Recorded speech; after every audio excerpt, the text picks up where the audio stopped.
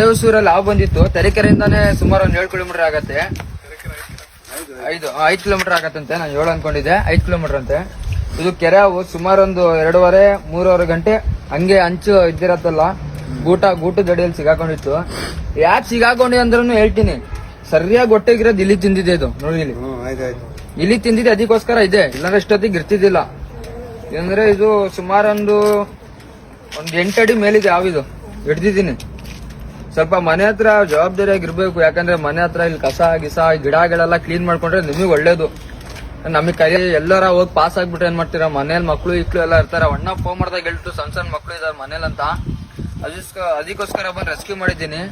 ನನಗೋಸ್ಕರ ಕಾಯ್ದಾರೆ. ಹೇಳಕ್ ಪಟ್ಟದಿಷ್ಟೇ, ಥ್ಯಾಂಕ್ಸ್ ಅಂತ ಹೇಳ್ಬೇಕು. ಇವತ್ತಿನ ವಿಡಿಯೋ ಅಷ್ಟೇ. ವಿಡಿಯೋ ಚೆನ್ನಾಗಿ ಲೈಕ್ ಮಾಡಿ, ಫಾಲೋ ಮಾಡಿ, ಶೇರ್ ಮಾಡಿ. ಮನೆ ಹತ್ರ ಕ್ಲೀನ್ ಆಗಿರಿ, ಮನೆ ಸ್ವಲ್ಪ ಜವಾಬ್ದಾರಿ ಆಗಿರಿ.